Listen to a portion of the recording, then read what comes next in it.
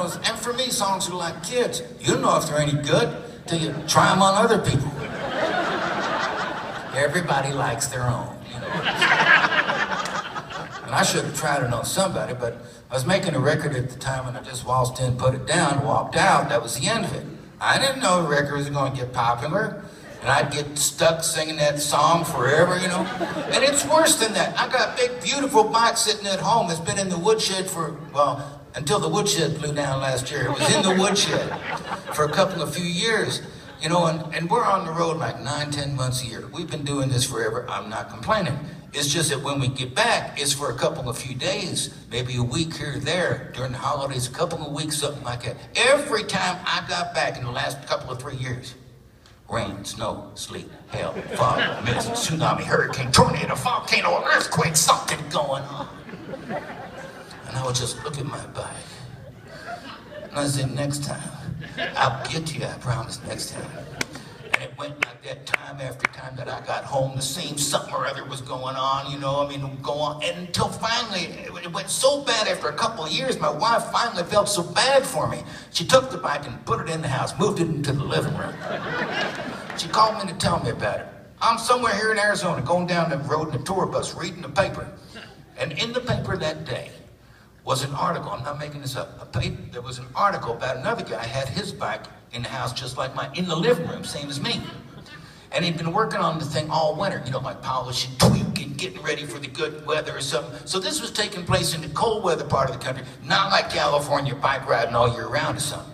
The guy was working on it for months, polishing, tweaking every day, until finally couldn't wait any longer. So he started it up right there in the house. The clutch was engaged.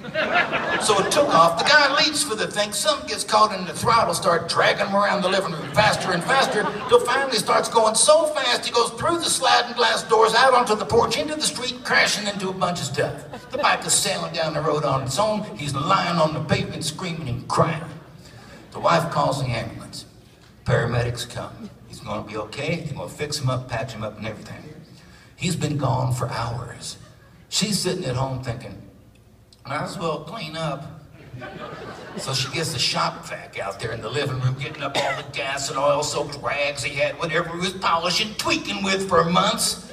Takes the whole thing, dumps it in the toilet in the bathroom, closes the door, forgets all about it. The guy comes back later that night. His arms in casts in front of him. He's walking in thinking, this would be a good time going in the bathroom, light up a smoke or something. You couldn't make this up. Somehow the guy gets a match lit. There's a huge explosion. The fume's been building up in the bathroom all day. Put this in your mind. The man is now flying through the air, his arms in front of him. His butt is on fire. He's going so fast he blows through the bathroom door, down the hallway, into the living room where he'd started earlier that morning. He's screaming and crying again. The wife calls the ambulance.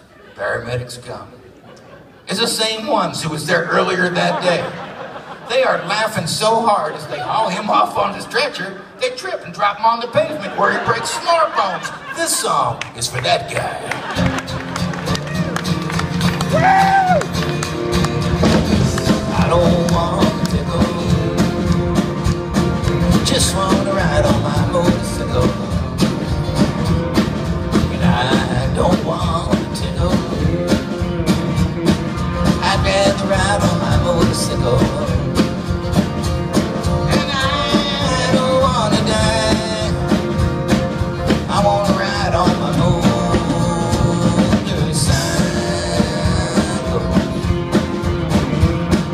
Just last week, the other day, thought I'd go up see my friend Ray.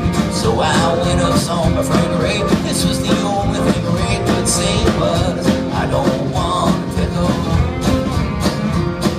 I just want to ride on my motorcycle. And I don't want to go,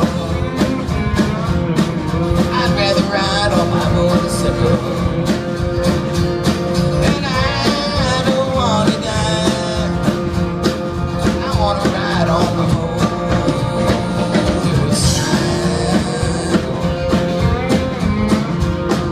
Just last week I was on my bike, running into my friend named Mike. Run into my friend named Mike. Mike no longer has a bike, but he cried has